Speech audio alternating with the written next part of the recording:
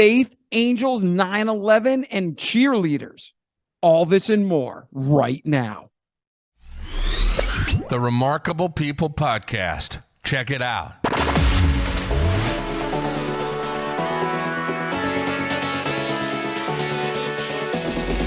The Remarkable People Podcast. Listen, do, repeat. For life.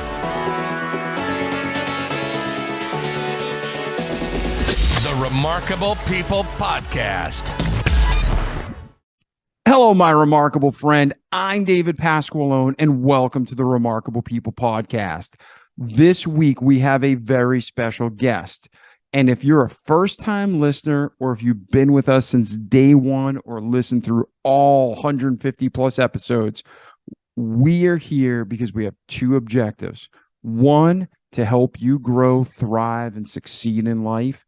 And two, to glorify God. So when you're here today, know that's the mindset we have. As you listen to our guest story, we don't just discuss what they were able to overcome or achieve, but we break it down the practical steps of how they did it so you can too. So as you listen to today's remarkable story, keep that in mind. Stay with us through the whole episode, not just to get the special offer at the end, which is really cool and kind of our guest, but stay with it because, the beginning might be preliminary, but there might be a gold nugget. And then you may stay 2/3 through and it's like, wow, this is literally something I never fully understood, or it just clicked and it changed my life forever. All because you gave the podcast an extra 5 minutes. A 45-minute or hour podcast or 2-hour podcast that could change your life, totally worth it.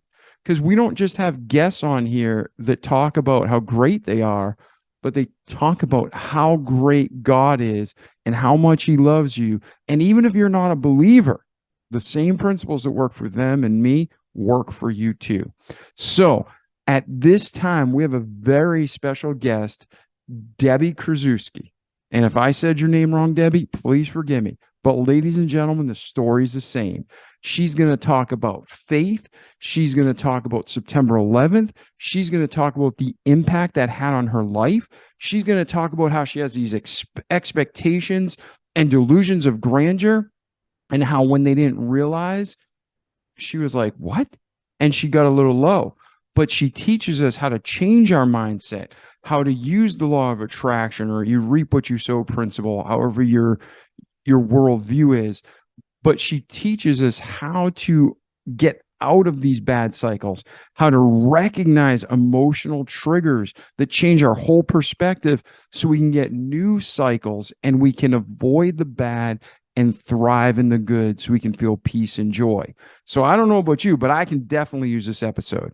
So take the episode, please like it, please share it with your friends and family. Please check out the book, because our book, Remarkable People Volume 1, takes guests like Debbie, and then those 12 guests have a chapter each, and they cover a topic each that's laser focused. So now you can not only hear their story, but you can read it too. So check out the podcast, check out the episodes that'll help you grow through the visual form on YouTube and Rumble, through the audio form on the podcast directory you love, whether it's Spotify or Apple or Google Podcasts. Check out the book if you're a reader. And then more than anything, don't just listen to this content, but do it, repeat it, so you can have a great life in this world, and most importantly, eternity to come. So ladies and gentlemen, get ready for our friend, Debby Kruszewski, now. Hey, Debbie, how are you today? I'm great, Dave. How are you? I'm awesome. So I was just telling our listeners a little bit about you, kind of an overview of what to expect in this episode. And whether they're a first-time listener or whether they've just listened since day one and hit every episode in a row, what this podcast is about is you sharing your story. The highs, the lows, the good, the bad, the ugly, everything in between. Just everything that's happened to you in life is what makes you who you are today. So we know we're going to get a lot of gold nuggets along the way. We're going to have a lot of time to spend together. But at the end of this episode, if the listeners can be guaranteed they're going to walk away with one key concept that they can apply to their life, what is that? What are they going to get in your episode? Just one main thing. There's no mistakes. There's no coincidences. God divinely made you for the perfect person that you are. And he just wants to put everything in your path that will get you to your dreams because they're divinely made just for you. Awesome. So, ladies and gentlemen, there are no accidents. Debbie's going to talk to you about that with this hour, and you're going to get a whole lot more, I'm sure, that not only what she was able to overcome or achieve in life, but we're going to break it down the practical steps of how she did it so you can too. And I can too. Everybody can. So, Debbie, at this time, let's talk about your origins. Where are you from? What was your upbringing life? Stable home, crazy home, brothers, sisters, aunts, uncles? What's the deal? I live in Mamaroneck, New York, which is outside of Manhattan. We could be in the city in about 25 minutes. And I'm an only child, so my home life was, pretty normal, I think. Parents still married. I think they're at 54 years at this point. And Beautiful. yeah, lived in a house of faith, which was, has molded me and made me who I am today. I am close with a lot of my aunts and uncles and cousins, and a lot of them live in Long Island or in New Jersey. And, I think we all are very faithful and live a life in God, which, again, like God always puts the right people in your path for sure. So I'm very grateful for all of that. Good. So for the most part, your upbringing, the first, your childhood days, your teenage years, anything remarkable or significant that happened in that contributed to the forming of who you are today? Or was it all pretty consistent, good laid foundation? I mean, I think, I learned a lot about my faith very, very young. I always had very strong faith. I know that I came here from another life, and, I've been guided that way to learn more about that.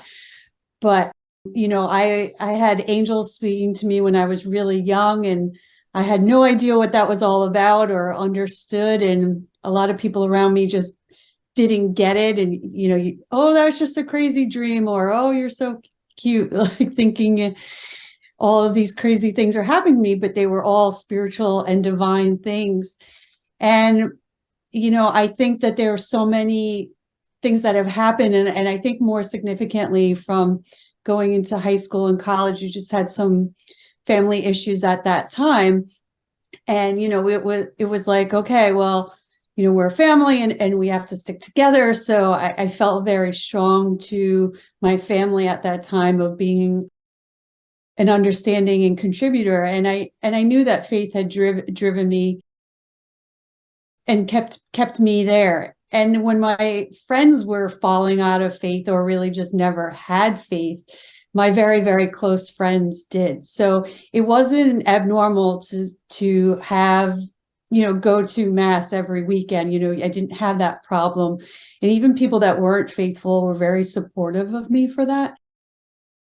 So I definitely know that I had some really random things in life where you're like, I don't understand why this is. And for instance, like after I graduated college, I started a job literally that Monday, and it was a 24/7 operation. And I ended up working 4 to midnight. And it was always like, why can't I get a normal job? And, I was applying to get out of there. And I just, for whatever reason, I couldn't. And I couldn't get out of that time, that shift. It was really hard. And then, September 11th came, and I had worked, the night before I'd worked my shift at 4 p.m. and I worked until the middle of the night. So I didn't get home from work till like 3-4 o'clock in the morning, and I was sleeping. And, my phone is going off, like the house phone, my cell phone, of like, are you home? Where are you? What's going on? Like, you got to turn on the TV. You got to turn on the TV. And finally, I heard my dad on the home line. He had called a bunch of times, and he's like, just turn on the TV and call me. And I turned on the TV, and I worked in downtown Manhattan. And I'm like, that is why I worked 4 to midnight all this time. And, you're always, it's moments like that where it's like, there's a reason, there was a complete reason. And that day was that reason of me not being in the city. And once you start to recognize those big things, you start to really recognize bigger things and everyday things. And it really helps to mold a lot of your frustration. And, today, sometimes I just laugh when I'm like, really, how come that didn't work out? But, you don't know why, and you may never know. But if you can learn how to navigate through some of those lessons of remember that day, just remember that day, remember how God protected you that day. He's protecting you today, so all the challenges in life, I just try to realize they're just a storm of dust, and you just have to surrender to God and say, God, I trust in you, and I know you're taking care of me, and I know you're handling it. And I keep trying to take it back from you and handle it myself. But, I definitely see that those times were really important. And I think it does start with your family of just know that God is always in charge, and, just always go to church and just always ask God for help. And those are just important lessons that I've always stuck with, and it hasn't failed me yet. So.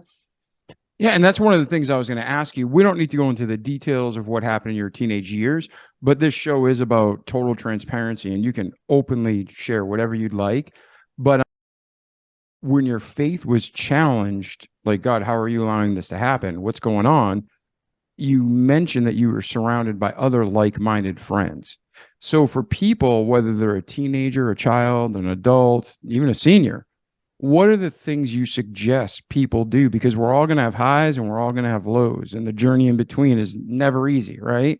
So what do you suggest that people do on an everyday basis to insulate themselves, not isolate themselves from the world, because that's impossible, but to insulate themselves so when bad things come, they're flame-proof? Right. So one thing that I like to tell people is, life, a heartbeat goes like this on purpose. It goes up and it goes down, and it goes up and it goes down. And that's, our cycles of life is there's an up and there's a down. So you kind of we're all paying attention to our cycles if we realize it or not. Like, you have these amazing, great times, and then you have, oh my gosh, you get that one phone call of, somebody passed away, and then, there's a windstorm of some bad news that comes, but that it's a storm. So there's this, everything in life has a season, and there's going to be good and there's going to be bad. And when you're in those bad seasons, you have to stay in that trust of like, I trust that God did all these good things for me. I trust that while I'm in this time, God is with me. I trust that I can get through this because God put me in this storm for some reason. It's getting me ready for the next thing. It's preparing me. It's re-guiding me away from something bad. And pay attention to the signs that he's giving you, because if you know it or not, you are surrounded by a team. So you have your angels, your guardian angels, and God gave that to you, and God is with you too, and they're all just an expression of God. So I always look at it like, everywhere you go, just picture like that, you're coming down the tunnel, getting ready to go on the field, and there's all these people like, yeah, this is great. And that is with you all the time, so just when you're in that bad season, that's when you turn to God, and you should be turning to God even in the good season. But when you're like, I trust you, God, I know that there's a reason, and I know you're going to help me through this, and I can do this with you. And, there's seasons where you have no choice but to get through it. And, my thing is, there's things you can't walk away from. So let's say you break your leg, right? You can't walk away from a broken leg. You have to deal with that. You have to sit through the pain. You might have to have surgery. You have to go through the healing process. You don't have a choice. You can't walk away from that. And so much of life is you can't walk away from that. But how are you going to handle it? Well, you could sit around and cry the whole time. And is that going to help your healing? No. Or you could be grateful and you could say, well, I'm going to get stronger. I'm going to use this time to learn a new skill. Like I'm going to do more reading. I'm going to take a course online. I'm going to do exercise on my upper body strength at this time. And the more that you praise God in those moments, the quicker you will heal. And one of my favorite stories is Dodie Olstein. They told her she had stage 4 cancer in the 80s, and she laughed at them. And she's like, I'm going to laugh through all of this because I am going to live. And it's 2023, and she's still telling that story today. So it's really how you treat the storm. And if you curse it, cursing it is inviting the evil, be like, oh, no, you're in charge. No, please come and sit with me and you take care of it, not God. And you're inviting and asking it to stay and to fester and to grow. But if you're like, nope, this doesn't belong to me. This is just a season. I'm going to get through it because God is going to help me through it. And God is holding my hand. And he gave me all of these signs to show me that I will get through it. He put me here for a reason, to persevere. Hope I said that right. Persevere. Sorry. And I am going to do it because God is with me and God is holding my hand. And there's nothing more better than a victory with God. Amen. Amen to that. So on your story and through your journey, you get to that September 11th moment where almost everybody I know can tell you exactly where they were at that day or time. It just was so shocking and impactful to our lives. And for you, it was a realization like, wow, maybe this is why I could never get off second shift. And what happened with your life, your mindset, and where did you go from there? Well, I will take myself back to that time and when we were actually allowed to go, because you couldn't go past 14th Street for a long while. And when we were actually allowed to go back to work, I took the West Side Highway. I had to drive because of the weird times that I worked. And it was just exactly what I said, that team of cheerleaders. There was people all across the West Side Highway just cheering on. And it was the most beautiful thing. I'm going to get all teared up. It was so beautiful. And you're like, I am so grateful to be part of this community, to be part of this world. And I'm just grateful that there are people that I am surrounded by that I don't even know that have that love for life, that love for the country, that love for each other, to cheer each other on and to be there for each other. And that was so beautiful. And you really, really got that opportunity to say, I could do all things through Christ that strengthens me. And I think we all got really strong during that time. And it did make me realize the value of my life, of I'm going back to school, I'm getting my MBA, I'm getting to further my career. And there's no reason why I can't make that happen. And I did. And I ended up getting my MBA. I ended up leaving and moving my way in my career and trying really hard to embrace life as best as I could. I really pushed myself a lot during that time because I did have very strong goals of things I wanted to accomplish. And I believe I accomplished a lot of them. I don't think I accomplished all of them, but I fell on my face a million times and I got back up and I kept going. And I think that if I could have sat and dwelled, and I think that for me, just seeing how fast life can change and how fast your life can be taken away from you, it helped me to just keep moving.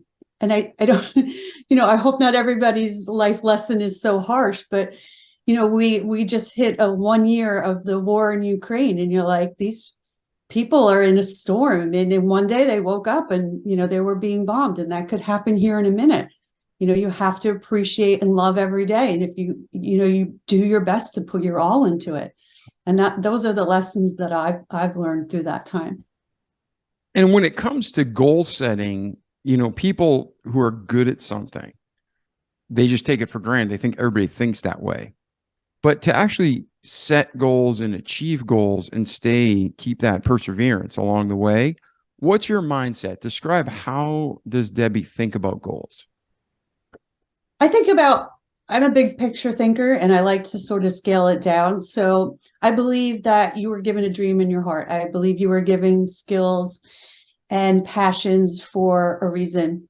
And so I think goals are just little milestones that you need to get there. And people that think that their dreams are untouchable, or, oh, that's never going to happen, all you're doing is pushing it further away. And you're using vices that are against your big dream, because you're like, well, I'm just trying to get through the moment. Like, oh, I'm fat, what's another cheeseburger? Or, who cares? Let's supersize it. Oh, I can't do this unless I'm skinny. It's like, no, stop. Think of the big dream. And if your big dream is to climb Kilimanjaro, but you're 5'2" and you weigh over 300 pounds, that's, doesn't really sound that's dream is very viable. But if that's what you're dreaming, you want to do it, you're like, okay, well, I'm going to start walking, and I'm going to take my walking to maybe running. And then I'm going to start to learn how to hike. And then I'm going to learn that, I need to build my strength. So I'm going to get myself into the gym, and then I'm going to start eating better. And then I'm going to build myself to be ready to hike Kilimanjaro. And I'm going to do it. And, you start small, and you keep moving, and you keep moving, and you keep moving. And then you see how attainable it is. And then it's like, well, what's my next dream? And what can I do next? If I could do this, what is next? And I think we get stuck in the I can't right at the beginning of the gate, because it feels impossible, but it's not. And there's so many people around you that are watching you. We're all watching each other. And we all are cheerleaders for each other. And yeah, we all dream crush each other too, of, no, you can't do that. But you know what?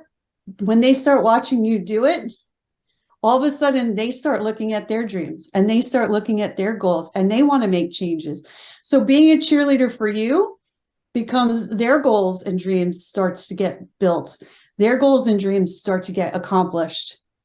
And then you realize you need a village. We all need each other to help each other and to cheerlead each other on. And, it's a contagious, and it's a beautiful contagious. I'd rather people be supporting and loving each other, because that spreads so fast, but we spend so much time bringing each other down. And if we all start together, we start our own little community. And then if you're following it and you're doing it, your community grows, and it grows, and it grows. And that's where we should be focused. And, that's part of my goal, is to just really help people follow their dreams and love themselves and trust that God gave it to them for a reason, and build their dream team and build their community. And it just starts at one person at a time. And it really is effective and makes a difference.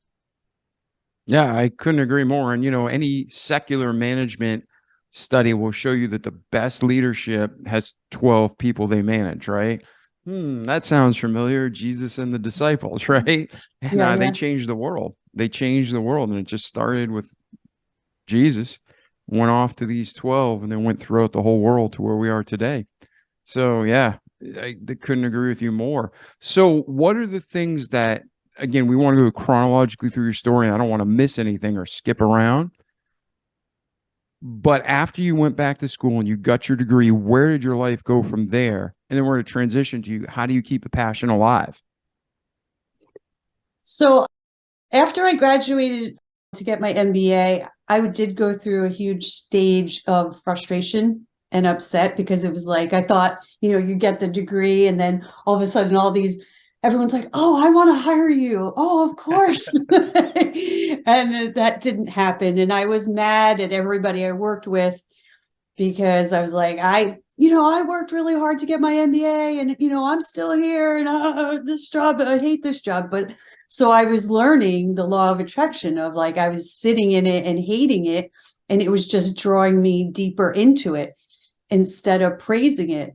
So, the right opportunity came at the right time, and I finally got that call of, we're really interested in you, and you're perfect. And it was literally mine. I mean, I walked in the door and I was there 10 minutes and we're all handshaking and, cheering champagne.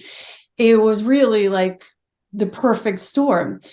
And, I learned a lot and I was able to move to the next level, to the next place, and then to the next place. And I worked my way all the way up the corporate ladder to learn that, wait a second, this isn't my dream at all. This is somebody else's dream. And I learned that because there was a level of greed in it. There was a level of, oh, I have to chase this title, and that title will bring me the money. And the money is going to change everything for me, because I was always told the more money will bring you all this happiness for stuff. And all it was it turned people around me ugly. It turned myself ugly. I was wasting a lot of money and I was miserable. I was miserable all day, every day. And I realized that if I kept this trail up, that I was going to die. And I was asking God for help. I'm like, I feel like I'm going to have a heart attack or a stroke or something, and I'm just going to die by doing this. This isn't right. This isn't what I'm brought here for. I was chasing something that was ugly. I was chasing dollars, and that made me an ugly person. And I didn't like who I was when I looked in the mirror. So I asked God for help, and he said, I want you to leave. Just leave. And I want you to start writing, and I will take care of everything. And I did. And I left, and I wrote 3 books in 9 months. And I didn't really know any rhyme or reason of what was going to happen to them, if they would, become bestsellers, or, they would have a life of their own where they're going to become a movie or a series. And I sort of again went through another struggle of, I wasted all this time. I did what God told me, and now what? And, and I was so mad. And every time I walk away from writing, things go bad. And, I've learned to do a lot of deep meditation and prayer, which I believe those hard times were brought to me because I needed to go into those deep moments of prayer and meditation.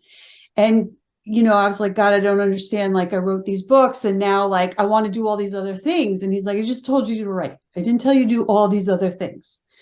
I told you to write. And he's like, just listen to me and trust me. And I'm like, you're all right. So I went back to writing.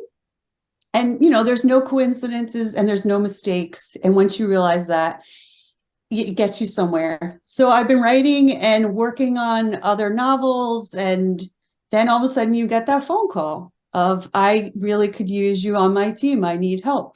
And what that is a company that's a media company that is revamping themselves, something I know how to do, that needed help with some content and fundraising, which I know how to do.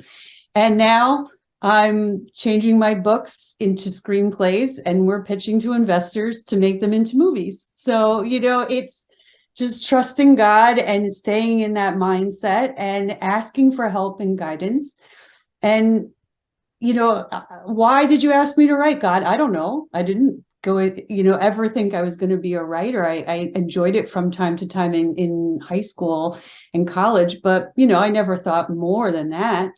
And, now I'm getting an audience of people that are like, you helped me through this bad time by reading your book, or I really never knew how to look at God that way, or, really understand the guidance of always being loved and protected by God. And that was a goal that I didn't even know I had. I didn't know that I was writing in such faith and trust. I just knew what was in my heart, and I was just talking what was in my heart. And it is about trusting God, and they all, turn into a direction that they need to, because God has guided them. So I'm grateful, because I didn't really see it that way. But once I let God tell me where I need to be and what I need to do, everything changed. Yeah, it's amazing how that works, right? When we just kind of let go, but continue to move forward, everything flows the way it should. Yes. So Yes. that's fantastic, Debbie. So there are people who, I've heard it said repeatedly that 70% plus of the population hates their career and their job. So a lot of people are listening to you and they're like, yeah, I know exactly where you're at. And Mhm. then you mentioned how what you dwell on is where you stay. What some people call it the secret, the law of attraction. You Mhm. reap what you sow, the same concepts out. But I believe that God's a creator of all, the Bible's true. And that premise for what people call the law of attraction is in the Bible. You reap what you sow. And, as a man thinketh, so is he. And there's so many concepts. So for the people who are stuck, maybe they lost a loved one, maybe they were just betrayed in a messy divorce, maybe their child is sick, maybe they're going bankrupt. What kind of instruction do you give those people to help them dig out of the hole and to just come into that abundant just grace? Like, even if you're poor, you can still have peace and joy. Even if you're sick, you can still have peace and joy. Even if you're in a horrible situation like a prisoner of war, hopefully nobody is, but it's real still to this day. Someone can still have peace and joy even though they're not happy and having fun, right? So, Mhm. what do you say to those people listening who are in a bad place to turn their situation around and at least find that peace and joy? Yeah. And I so badly want to wish I could quote directly, but the story of John McCain and how he got through being a prisoner of war. And I'm not going to eloquently be able to say it because I don't remember it. I read it such a long time ago, but it took me back to that. One of the great things that I've learned in learning about meditation and becoming a meditation coach is there's every moment is a new moment, right? So you're in this moment and now it's gone. And now there is a new moment and now it's gone, and if you can go in and just sometimes just say that to yourself, you realize you're surviving something you thought you couldn't survive. And now it's 5 minutes, now it's 10 minutes, now it's an hour. And you look at all of those moments before that, you're in this storm and now you're deeper through it and you survived it. And it's again a heartbeat. So you're in the darkness, you're down in the trenches, you're on your way up. And if you look at your journey and where you've come from and how much you've grown, and you give it gratitude, if your child is sick, I mean, I can't think of anything so horrifying. And I think it's almost everybody's worst nightmare.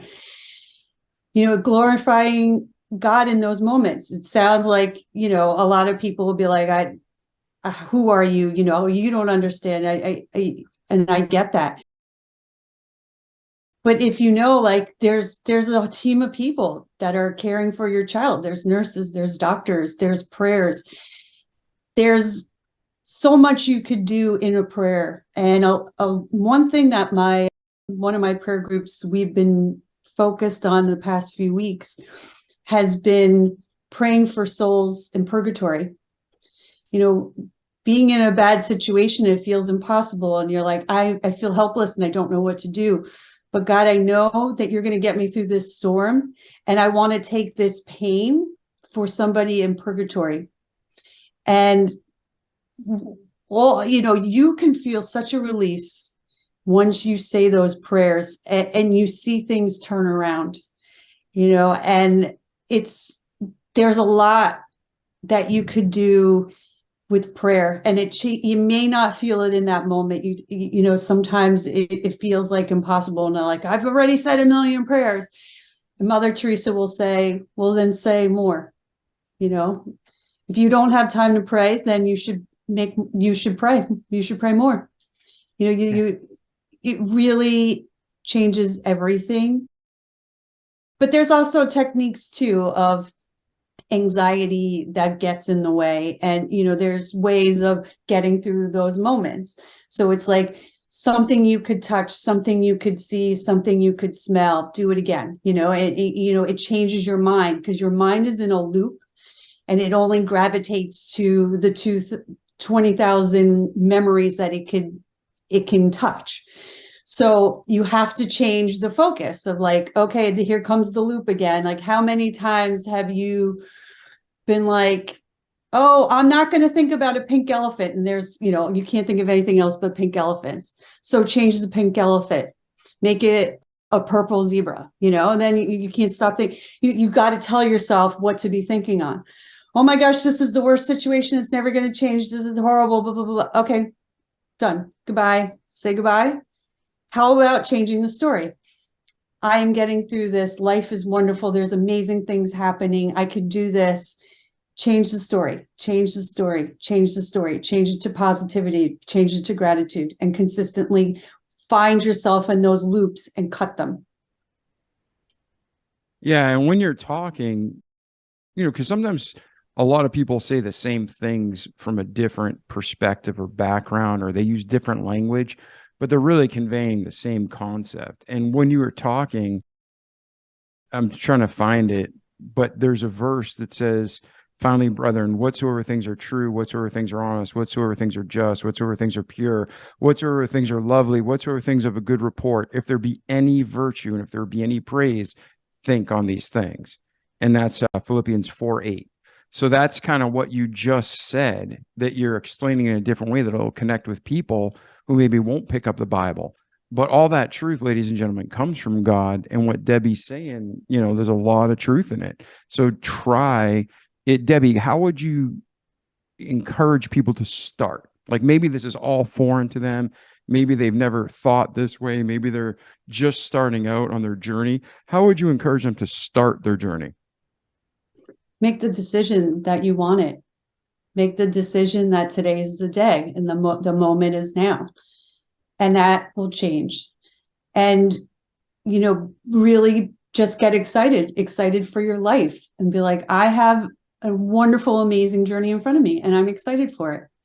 And let all of that soak in and feel it. You like I said, you're surrounded by a team.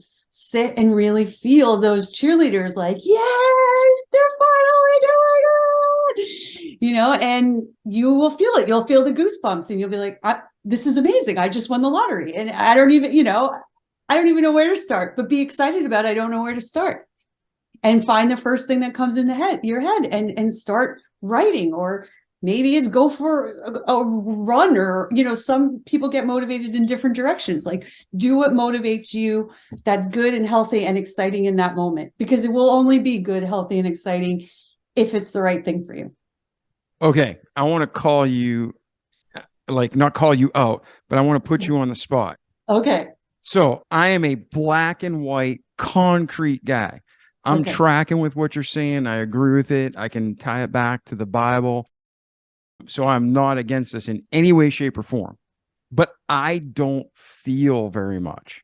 And it's all like cerebral and logic, and to the point of I know that it's defaultly bad. So I don't know if it was trauma and just life from childhood, and it just set me in a program and a rhythm that's out of balance. Or is it just how God made me? I'm just Mr. Steady and Stable and I don't feel, right? But I don't have those like I struggle with sadness and depression because I'll think so much. And if I get in the wrong mental space, man, I'll just go down and I'm just like, oh man, I'm so exhausted. But then I'll get in the right mental space and I'm back. I'm like, I can do all things through Christ. And yeah, this sucks, but he's going to get me through it. It's not me, it's God. So I don't feel much. So how do you, I've heard that so many times, like sit there and close your eyes and feel it. How do you recommend people like me break through and feel? So you said you don't feel, but at the same time, you do feel. You feel sadness and depressed. Yeah, I don't feel like, I guess that's true. I'm not feeling that joy and that excitement and that woohoo happy. Like I'm not feeling those feelings. Maybe that's a good clarification. Yeah. Everybody feels like when people are like, I don't believe in God, I don't believe in anything, I'm an atheist. I'm like, well, you believe in a God that you know that you don't want to believe in him. So you do believe in something. You believe in nothing, which is something. You just don't want to label it. So you do feel, but you gravitate more towards the sadness and depression, which we all do, because The doom and gloom is easy. And it's like, come here, come and hang out. I got some wine. I got a, cigar. I got a nice cozy fire. Come and hang out with me. But God's like, sometimes you got to walk through that cloud, and there is goodness there, but you're like, oh, that's work. Like, I don't know what that looks like. That's scary, but it's good. But the doom and gloom is like, oh no, this is cozy. It's warm. It's perfect here. You can stay as long as you like. And it's easy to get there. But to get to the goodness and to the feel good, sometimes is a little bit of work, and sometimes it's hard. So again, like, I like to look at it as a cycle, because when your brain's like, I'm not sure, this is new, this is different, but I know how to go there. I don't know how to go there. So this is easy. Let's just go there. So catch yourself and be like, I'm having a bad day. And then it's like, am I really having a bad day? Or am I just used to having a bad day? Because that is easy to continue where I am and to stay in status quo and to stay at that level. How about today I have a good day? How about something really good is going to happen? How about something really good is going to happen right now? And smile, because smiling is contagious. Smiling is telling yourself, I could do this. And and it's sometimes you're like, trying to make that smile. But when you're in that moment of, hey, I don't feel anything, you do feel something, but you don't want to feel that anymore. You want to feel the happiness. So start smiling, start going to search for the happiness, start making it happen. And say to that sad, depressed, we're not hanging out anymore. I'm sorry, we're breaking up. We're done. I don't need you anymore, because it doesn't know how to join you. It knows how to bring you. So when you say goodbye and they don't belong to you anymore, it doesn't know how to move any further. It just knows how to attract you to go there. And you can see it. And you're like, I have nothing, when you get to those mind places, be like, oh, I see who's knocking at my door. Yeah, we don't belong to you anymore. Sorry. Our debt is paid. Goodbye. I'm going to the good spots. And it takes a little bit of time.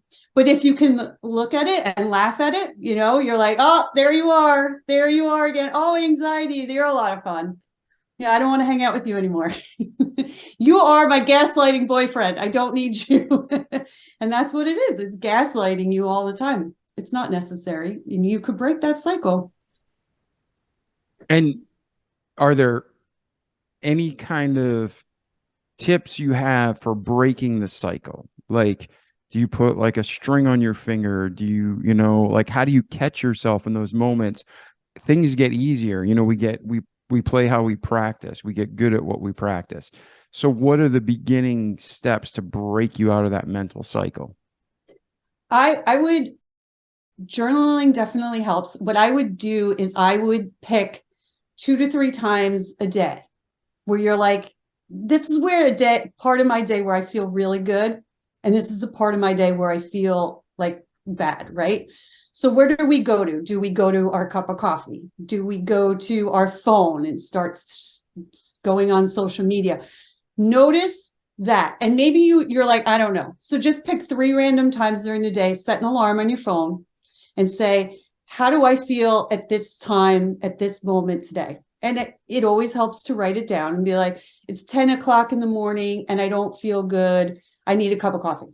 Okay, it's 3 o'clock in the afternoon. I feel really good. I'm going into my next meeting. Okay, record that for a few days and then start to notice, oh, at this time again, I have a trigger. My trigger is I need my coffee. My trigger is this. You see your cycle. You see how you react. We're all creatures of habit. So you notice you're looking and waiting for that alarm clock to go off. And you have a choice. Like, do I want to pick this time every day to be mad, to be complaining, to be upset? Or do I want to pick this time every day to turn it around and make it into happiness? And that's a very, very simple, easy way to trigger yourself and to watch your cycles and to see how you gravitate to certain thoughts and certain feelings. And you'll notice a lot more. You'll notice a lot of your surroundings. You'll notice that if you want to make the change, it's up to you. You notice the conversations you're having with people. How many times a day do we have the most mundane, like, oh, it's raining out today. Who the guy that complains all seasons, every season, like, oh, it's too hot. I'm like, all right, well, I don't want to see you in January when it's cold, because I don't want to hear that it's too cold, because in July you're complaining that it's too hot. So tell me what's a good weather day. Oh, I don't know, because I don't have anything more past that conversation, right? So that's your brain. It's like, well, let's just talk and be miserable. How about we're like, you know what? It's cold out and I'm miserable, but I can't wait till July when it's going to be warm, and I'm going to be like, this is the greatest. So I'm going to appreciate the cold so I can appreciate the heat. So it's just the conditioning and recognizing your cycles and slowly turn them around. And even if you just do it once a day, it'll make a huge difference. Yeah, no, those are some great tips. I'm going to personally try them. So I'm ready to get over these humps, right? Get the monkey off my head. So great. So now, Debbie, is there anything between birth and today that we missed before we transition to where are you today and where are you heading? So, you just helped us for an hour. How can we help you get to your next goal? Oh, thank you. I don't think that we missed anything. I mean, I think we could be here forever if I tell all my stories. And, I'm excited for my path. What would be helpful, and I'd love to offer to your listeners, would be a free download of my last book. And that would be amazing if you could download it and give a positive feedback. That would be fabulous. And follow me on social media. And the more you click and push forward, that always helps as well. Right now, it's building my audience and get the good word out there. So that would be helpful. And I thank you for that. Okay. And we'll put links in the show notes. But for people just listening right now, what's the best way for people to reach you? What's your website? Whether you want to share your email or, what's your favorite social media platform? What's the way to get to hold of Debbie and take advantage of that special offer? Oh, thank you. Yeah, I try to keep it very simple. So my website is my name, the simple form of not Kruszewski, just Cruz. So it's Debby, DebbyKruszz.com. And my social media is the same. My more preferred is Instagram and LinkedIn. That's probably where I'm the most active, but I'm also on Facebook, TikTok, Pinterest, Twitter. If I miss one, I'm pretty sure I'm overwhelmed with enough of the social media, but that's all at Debby Kruz, DebbyKruszz. Beautiful. Now, when our listeners go to your website, do they need a promo code for the book, or is it there as a free download? I will leave you the link with the code in the notes. So the code is Blake23. Okay, awesome. So, ladies and gentlemen, if you're not in a place to write it down, we'll get you that code. But Debbie, thank you for that generous gift. And to our listeners, like our slogan says, don't just listen to great content and read great content that Debbie's given you, but do it. Repeat it each day so you can have a great life in this world and, most importantly, in eternity to come. So, Debbie, it's been a true honor to have you here today. In any aspect, have we missed anything that you want to discuss, or is there a final thought you want to share with our audience? I just want everybody to know that they're divinely made on purpose to be you, not to be judged or to be somebody else. And, God loves you and wants you to smile and enjoy every day. Amen. And I'm going to practice that too, because I want to feel more joy and peace. And I thank you for your help with that, Debbie. So, ladies and gentlemen, please like this episode, subscribe, share it with your friends and family. Hey, even share with people you don't like. You might become friends. But listen to what Debbie said. Reach out to her if you want to continue the conversation. And we will see you next week. And Debbie, again, thank you for your time today. Thank you so much for having me. I appreciate it. All right. Ciao. The Remarkable People Podcast. Check it out.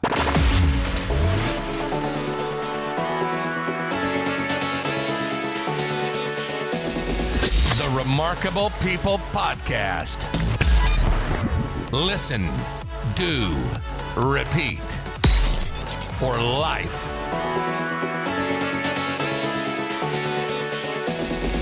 The Remarkable People Podcast.